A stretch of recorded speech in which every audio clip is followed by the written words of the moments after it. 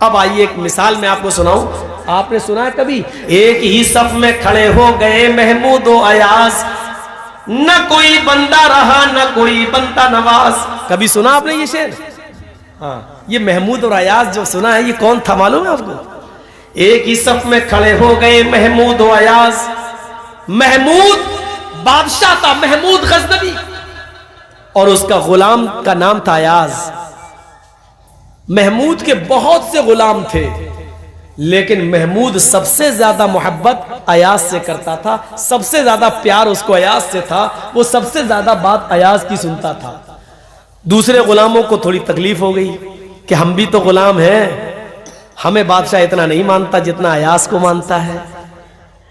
धीरे धीरे ये खबर अयाज के कानों तक आई, महमूद के कानों तक आ गई बादशाह के, कि लोग हमारे बारे में, और जो दूसरे गुलाम है 20-50 गुलाम, वो हमारे बारे में इस तरीके की बात कर रहे हैं कि महमूद के और भी गुलाम है, लेकिन महमूद अयाज को इतनी मोहब्बत क्यों करता है? जाता है तो अयाज को लेके जाता है, नमाज पढ़ता है तो अयाज को अपने बगल में खड़ा करके पढ़ता है, खाना खाता है महमूद तो अपने गुलाम अयाज को अपने पास बिठा के खिलाता है।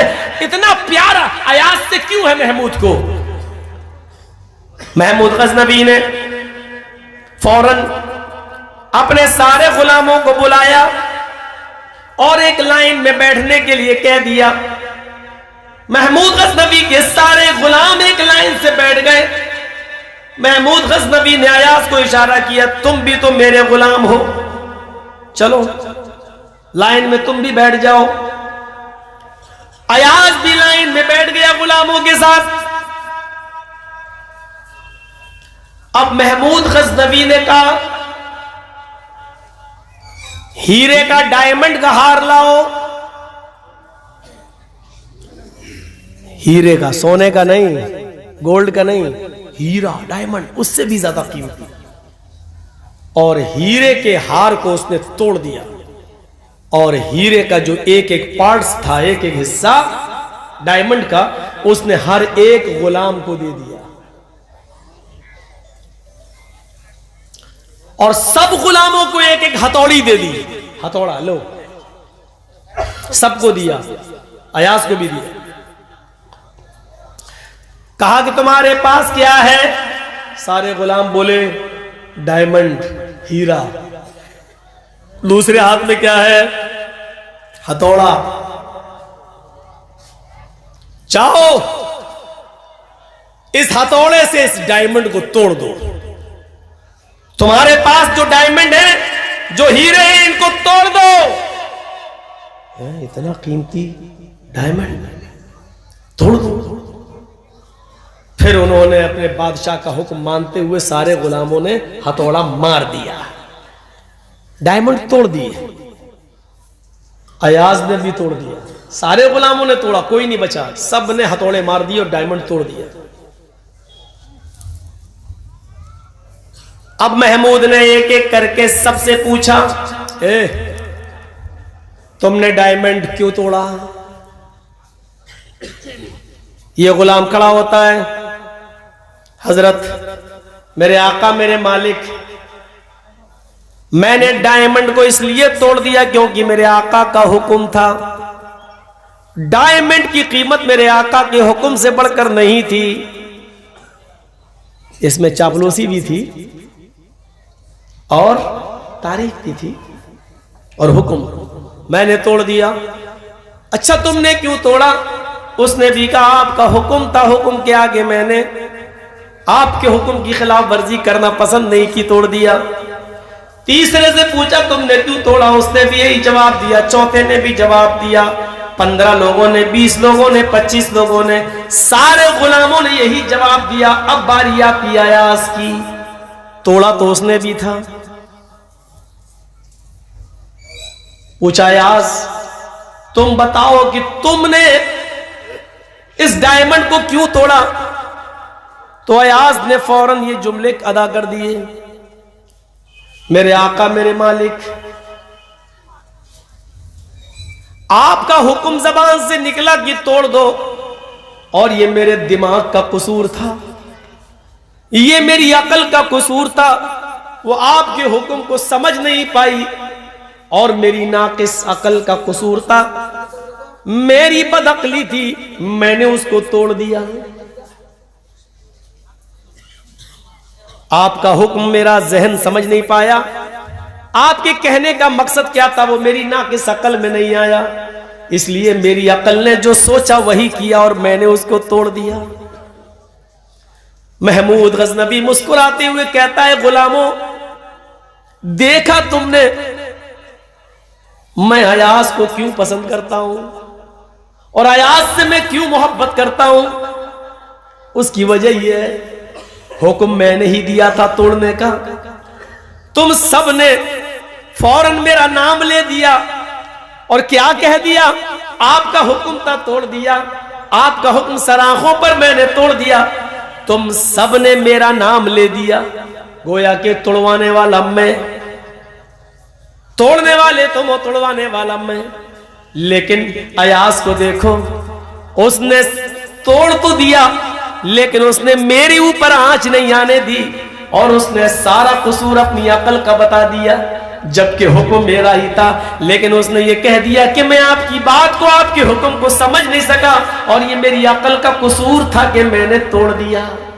उसने मेरे ऊपर आंच नहीं आने दी, मेरे हुक्म के बावजूद उसने सारी बुराई अपने ऊपर ले ली, उसने मेरे ऊपर आंच नहीं आने दी। इसलिए मैं अयास से, तुम लोगों से ज्यादा मोहब्बत करता हूं। एक मामूली गुलाम और मामूली बादशाह का ये हाल है, उसको ये जुमले पसंद आए तो एक अल्लाह में और उसके गुलाम यानी हम में और आप में भी यही चीज होनी चाहिए कि जब अच्छी चीज की निस्बत हो तो अल्लाह की तरफ करें और बुरी बात का जब कुछ कर बैठे तो उसकी निस्बत हम अल्लाह की तरफ ना होने दें। यही बंदे का और अल्लाह के दरमियान, यही मालिक और उसके गुलाम के दरमियान फर्क होना चाहिए। जब बंदा बेनमाजी था, चोर था, शराबी था, जुआरी था, जिनाकार था, लेकिन अचानक नमाज पढ़ने लगा, 5 वक्त नमाजी हो गया, तहज्जुद गुजार हो जाए, तो वो ये कहे ये मेरे रब का एहसान है मेरे ऊपर कि उसने मुझे गुनाहों की दलदल से निकाल कर हिदायत की राह दिखा दी है, हमें हक पर गामजन कर दिया है। वो अल्लाह का नाम ले, अच्छा काम करे तो उसकी निस्बत अल्लाह की तरफ करे, और जब वो उससे कोई बुरा काम हो जाए, जब शराब पिए और जुआ खेले और जिनाकारी करके आए, तो ये ना कहे कि मैंने अल्लाह के हुक्म से किया, बल्कि वो इसकी निस्बत मेरी तरफ ना करे, बल्कि इसकी निस्बत वो शैतान की तरफ कर दे कि नहीं, अल्लाह ने तो मुझे इस दुनिया में भेजा था और सोचने और समझने की अकल दी थी, लेकिन इस शैतान ने मुझे बहका दिया है और मुझसे गलत काम कराए हैं। सच्चा बंदा वो होता है जो मेरी तरफ किसी गलत काम की निस्बत नहीं करता है। मेरे प्यारे साथियों, ये अल्लाह में और बंदे के दरमियान, अल्लाह में और उसके गुलाम यानी हम और आपके दरमियान ये निस्बत होना चाहिए। ये है अब्द और ये है माबूद, यानी अल्लाह और बंदे के दरमियान ये चीज पैदा होनी चाहिए। अब अभी इबादत पे हम आए कहां हैं, अभी नमाज और रोजे की तरफ तो चले ही नहीं है, अभी तो इबादत का पहलू आपके सामने आया ही नहीं है। अभी तो मैंने सिर्फ ये बताया कि बंदा, बंदगी तो बाद में, पहले बंदे और रब के दरमियान एक ताल्लुक तो मजबूत हो जाए, ये रिश्ता हो। जब नमाज और रोजा रख के और पढ़ के आए तो कहे कि मेरे रब ने मुझे हिदायत दी। जब झूठ बोल दे या जुआ और शराब खेल कर और पी कर आए तो कहे कि मुझे शैतान ने बहका दिया है। बुरे काम की निस्बत वो अल्लाह की तरफ ना करे, तब अल्लाह भी उस बंदे से प्यार करता है कि नहीं, मेरे बंदे ने मेरी तरफ गलत काम की निस्बत नहीं। और बहुत से लोग तो होते हैं तो यही कह देते हैं मैं क्या करूं, जब अल्लाह के हुक्म के बगैर पत्ता नहीं हिलता तो मैं चोरी भी कर रहा हूं तो अल्लाह के हुक्म से कर रहा हूं, नमाज नहीं पढ़ रहा हूं तो वो भी अल्लाह के हुक्म से नहीं पढ़ रहा हूं। अल्लाह चाहता तो हमें नमाज पढ़वा देता, अल्लाह खुद चाह रहा है कि ना पढ़े, अल्लाह खुद चाह रहा हम चोरी करें, नहीं पहुंच पाओगे वहां तक। इसीलिए मैंने ये मिसाल दी महमूद और अयास की। जब मामूली बादशाह खुश हो रहा है अयास के इस जुमले से, जबकि उसने हुक्म दिया है, लेकिन फिर भी जब उसका नाम नहीं आया तो खुश हो रहा है कि देखो इसने गलत काम की निस्बत मेरी तरफ नहीं की, जबकि हुक्म मैंने दिया। अल्लाह कितना खुश होगा जब बंदा अल्लाह से ये कहेगा कि अल्लाह मैंने शराब पी, जुआ खेला, मुझे शैतान ने बहका दिया, अल्लाह तो मुझे हिदायत दे, तो अल्लाह को भी खुशी होती है। ये चीज समझने की है। और अब आइए, इबादत होती है दिल की गहराई से, इबादत होती है इखलास से आप कोई भी काम करेंगे उसमें आपकी नीयत देखी जाएगी। नीयत इन्नमल अमालु बिन्नियात, अच्छे सालेह अमाल का दारो मदार नीयत पर है। नमाज पढ़ रहे हैं, अब सुनिए, अब इबादत आ गई है, अब आइए इबादत पर। अब इबादत में भी देखिए, इबादत बंदगी जो आप कर रहे हैं ये क्या है। आज कौन सा दिन है? शनिचर। मान लो आज जुमा है, अरे मान लो आज जुमा है, मस्जिद भर गई है। शनिचर को मस्जिद खाली थी, इतवार को और कम लोग हो गए थे। वो दिनों के हिसाब से होता है। शनिचर को तो जुमे के दिन असर में कुछ ज्यादा लोग हो जाएंगे, मगरिब में भी पाक रहते हैं ना, नहाए धोए रहते हैं, तो मस्जिद की नमाजियों की तादाद बढ़ जाती है। अब जैसी सैटरडे लगा 8-10 कम हो गए, क्यों? अब वो बाकी नहीं रहे। और मंगल बुध होते होते बिल्कुल मस्जिद में वो एक सफ भी नहीं रहती है, 5-6 आदमी। कभी किसी किसी मस्जिद का तो हाल ये है कि मौज़िनी अजान देता, मौज़िनी नमाज पढ़ देता। जरजीत साहब आपके गांव में आए जुमा पढ़ाने के लिए, देखा मस्जिद भरी पड़ी है, तिल रखने की जगह नहीं। शनिचर को मस्जिद खाली थी, इतवार को खाली थी, पीर सोम को खाली थी, मंगल को खाली थी, बुध को नहीं आए। जुमेरात के दिन भी हमने हटिया की बाजार का, मस्जिद में नहीं दिखाई दिए। जुमे में पहली सफ में बैठे हैं, पहली सफ में 11 ही बजे आके बैठे। सऊदी अरब का रुमाल भी डाल लिया, जन्नतुल फिरदौस भी लगा ली, आगे बैठे हैं।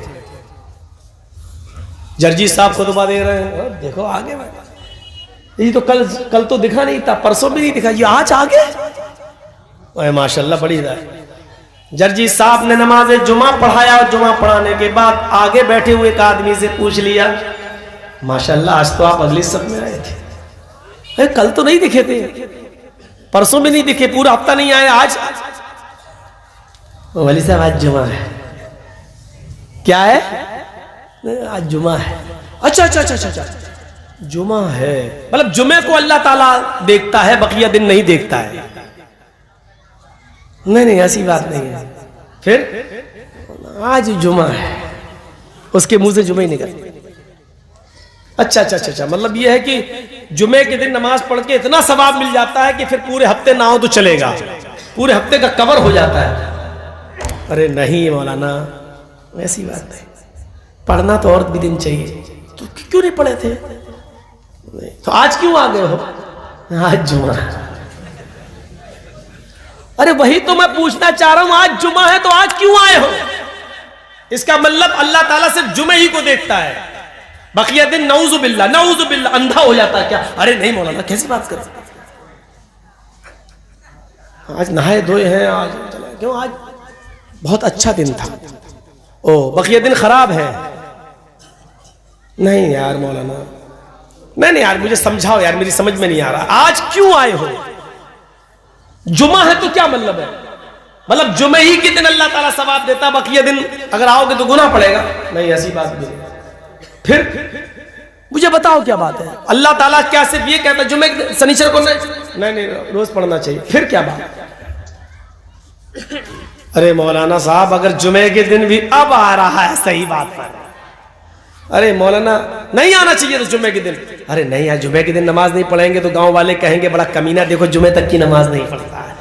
अरे तो इतनी देर से हमें क्यों पागल बना रहे हो? जुमा है जुमा है जुमा। ये कहो ना कि मोहल्ले वालों के डर से और गांव वालों के डर से आया हूं, ताकि वो ये ना कहे तुमने दिमाग खराब करके रख दिया मेरा, जुमा है। वही तो मैं कहूं कि जुमा है, जुमा क्या मतलब? ये कहो ना कि जुमे के दिन भी अगर हम नमाज नहीं पढ़ेंगे तो गांव वाले ही कहेंगे बहुत बड़ा कमीना। तो आपने अल्लाह के लिए कहा जुमा पढ़ा? आपने तो गांव वालों के डर से और गांव वालों के ये न कहने की वजह से आपने नमाज पढ़ी। ये आपका जुमा बेकार, ये इबादत बेकार, क्योंकि आपने गांव वालों के डर से पढ़ी। अब जुमा भी बेकार गया आपका। हफ्ते में एक दिन की नमाज पढ़ना है वो भी बेकार, वो भी गांव वालों के डर से।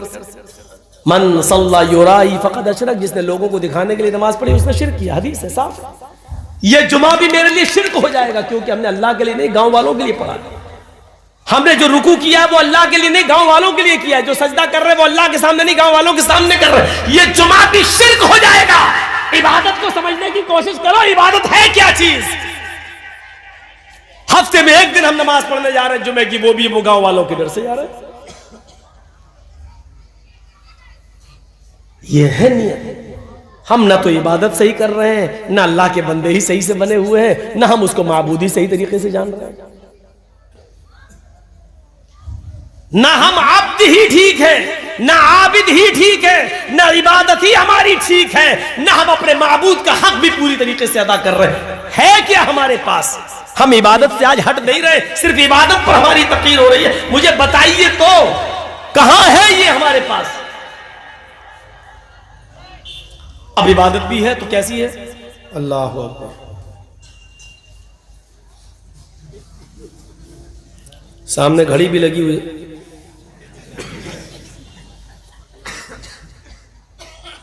ऐसे भी हो रही है, थोड़ा सा मच्छर बैठ, ये भी हो रही है। ताबईन के वाकयात पढ़िए, तज़किरतुल हुफ़्फ़ाज़ पढ़िए अल्लामा शमसुद्दीन ज़हबी की, जिनके पैर खराब हो जाते थे और डॉक्टर कहता था हकीम कि तुम्हारा पैर काटा जाएगा। उस जमाने में इंजेक्शन नहीं थे सुन करने के, बेहोश करने के, तो वो ताबईन हजरात हमारे बुजुर्ग वो ये कह दिया करते थे कि जब मैं नमाज पढ़ने लगूं तो मेरा पैर काट देगा, क्योंकि नमाज में मेरा दिमाग अल्लाह की तरफ इतना लग जाता है कि फिर मैं ऐसा मुनहमिक हो जाऊंगा कि पैर काटने की तकलीफ हमें नहीं होगी। एक वो नमाज थी हमारी, एक मच्छर काटता था, दाढ़ी खुजा रहे हैं, घड़ी देख रहे हैं, ये इबादतों का हाल हमने किया। हम नमाज पढ़ रहे हैं और फिर कह रहे हैं हमारे ऊपर आफतें आ रही, हमारे ऊपर मुसीबतें आ रही। जो मैं सर बसजदा हुआ जमीन पर तो आसमां से आने लगी ये निदा। जो मैं सर बसजदा हुआ जमीन पर तो आसमां से आने लगी ये निदा। तेरा दिल तो है सनम आशना, तुझे क्या मिलेगा नमाज में।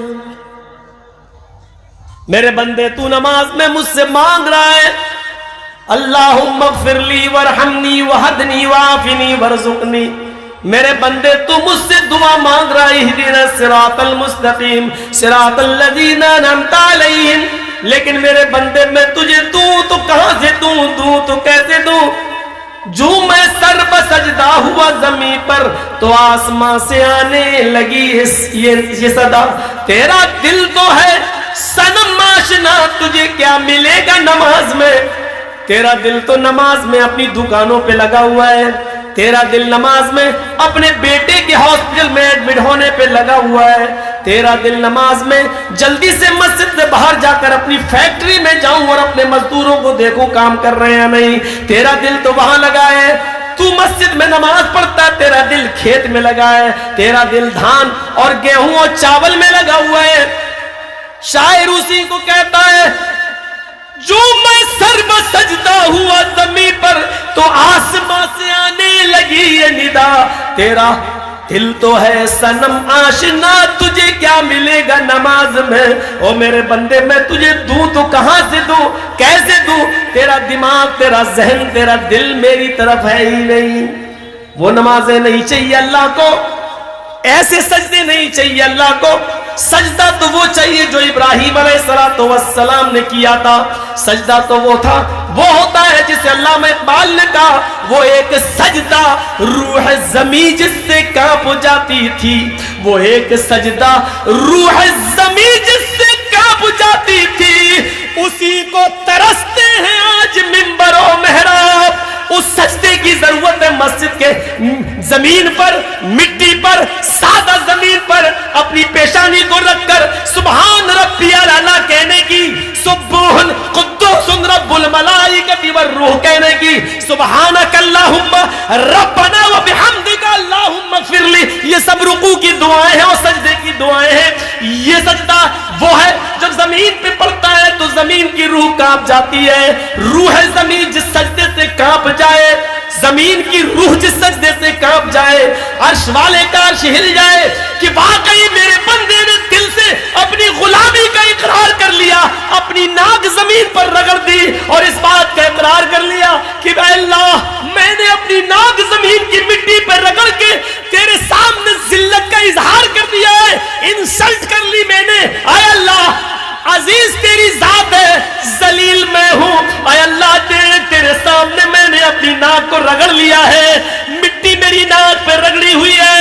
आय अल्लाह मैं बहुत जलील हूं, इतना कमतर तेरा बंदा तेरा गुलाम हूं कि जमीन से ऊपर नहीं हूं, और हम में और तुझ में इतना ही फर्क है कि मैं जमीन से ऊपर नहीं हूं और तू आसमान की बुलंदियों से नीचे ही नहीं है। आय अल्लाह मेरा तेरा कोई मुकाबला ही नहीं है, मैं जमीन की पस्तियों में हूं और तू आसमान की बुलंदियों में। अल्लाह मेरी हैसियत ये, तेरा मकाम वो है, जब तक ऐसा सजदा नहीं होगा तब तक रूह ज़मीन नहीं कांपेगी, और जब रूह ज़मीन नहीं कांपेगी तो दूसरे सजदों की अल्लाह को जरूरत भी नहीं है। ऐसे सजदे की जरूरत है, वो एक सजदा रूह ज़मीन जिससे कांप जाती है, उसी को तरसते हैं आज मिंबर व महराब, उस सजदे की जरूरत है, ये चोरों वाले सजदे की नहीं। सुभान रब्बिल अला, सुभान रब्बिल अला, सुभान रब्बिल अल्लाह अकबर, अल्लाह। इस कौवे की चोंचों की जरूरत नहीं है। सजदे में जा रहे हो तो एहसास होना चाहिए, सजदे में गए तो पहले नाक फिर माथा, जब सजदे से उठ रहे हैं तो पहले माथा और फिर नाक, ये उठाइए। जाएं तो पहले नाक होनी चाहिए और उठे तो पहले माथा और बाद में नाक, यानी जाते वक्त भी पहले जमीन पर नाक हो और उठते वक्त बाद में भी नाक उठे। ये इस बात की दलील है कि अल्लाह कहते नहीं हम लोग, तेरे बेटे की शादी होगी ना, आएगा तू मेरे घर हमें मनाने, नाक रगड़वाऊंगा तुझसे। ये नाक रगड़वाने वाला जुमला समझते हो क्या मतलब? यानी तेरी बेइज्जती करूंगा। क्या मतलब हुआ नाक रगड़वाने का? नाक रगड़ना पड़ेगी तुझे, यानी तुझे मेरे हाथ पैर जोड़ना पड़ेंगे, जलील होना पड़ेगा। अल्लाह कहता तुम नाक रगड़ो, अल्लाह कहता सजदा करो, अल्लाह कहता सजदे में जाओ तो पहले नाक जमीन पर हो, उठो तो पहले पेशानी और बाद में नाक, यानी देर में नाक ही उठे। ये रगड़ने का मतलब क्या है? एक बंदा इस बात का एहसास करता क्या है, मेरे परवरदिगार मैंने तेरे आगे अपने आप को जलील कर लिया है, अजीज तो तू है, जलील तो हम है, और अच्छा लगता है। ये नाक रगड़ने का मामला सऊदिया का बादशाह, पाकिस्तान का वजीर आजम और बड़े से बड़े मिनिस्टर और बड़े से बड़े नेताओं को भी करना पड़ता है अगर वो मुसलमान है तो।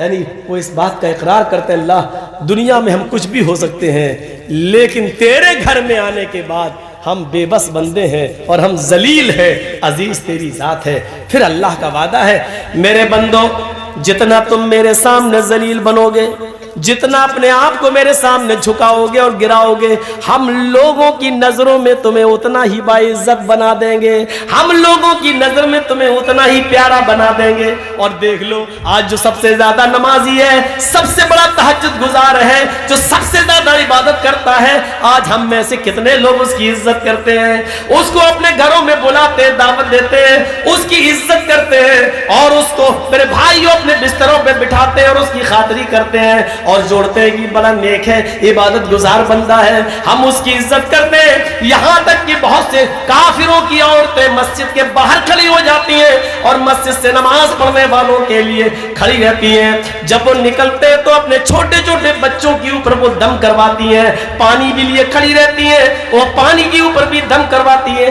हालांकि नहीं करवाना चाहिए। हाँ, बच्चों पर दम किया जा सकता है। मेरे प्यारे साथियों गौर कीजिए, हम अल्लाह के सामने जलील हो के आ रहे हैं, लेकिन अल्लाह ने लोगों के सामने मुझे अजीज कर दिया है, लोगों के सामने मुझे प्यारा बना दिया है, लोगों के लिए हमें बाइज्जत बना दिया है, लोगों की नजरों में उसने हमें बावकार कर दिया, बाइज्जत बना दिया है। हम अल्लाह के सामने जलील होना सीखे तो अल्लाह हमें लोगों की नजरों में बावकार कर देगा, मुकर्रब बना देगा। तो ये होना चाहिए हमारा। और इबादत कैसी होगी? नबी अकरम ने फरमाया, सुनन तिरमिजी की रिवायत है, सुनिए, दो तीन चीजें हैं, याद रखिएगा। इत्तकिल महारिम तकुन अअबदन नास। अल्लाह के नबी फरमाते हैं, चंद जुमले आज मैं बयान कर रहा हूं, कौन है जो इनको याद कर ले और दूसरों तक पहुंचा दे। अबू हुरैरा कहते हैं अल्लाह के रसूल, मैं आप मुझे बताइए कि वो जुमले क्या हैं, मैं उनको याद करके दूसरों तक पहुंचा दूंगा। अल्लाह के नबी ने कहा बहुत अच्छा, सुनिए अय अबू हुरैरा, पहली चीज लोगों में बता दो, इत्तकिल महारिम तकुन अबदन नास, हराम चीजों से बच जाओ। इत्तकिल महारिम, हराम कामों से बचो, हराम चीजों से बचो। तकुन अबदन नास, तो तुम सबसे बड़े इबादत गुजार बन जाओगे। अब दो इबादत से हटकर बात नहीं हो रही है। तकुन अबदन नास, जितनी तुम हराम चीजों से बचोगे उतना ही बड़े तुम इबादत गुजार बन जाओगे। पता ये चला, इबादत गुजार बनने के लिए हराम कामों को और हराम चीजों को छोड़ना जरूरी है। हम हराम रोजी भी खाएं और नमाज भी पढ़ें तो कबूल नहीं है। हाँ, सूद और ब्याज भी खाओ और नमाज भी पढ़ो, नहीं होगी। रिश्वत लो और नमाज भी पढ़ो, नहीं होगी।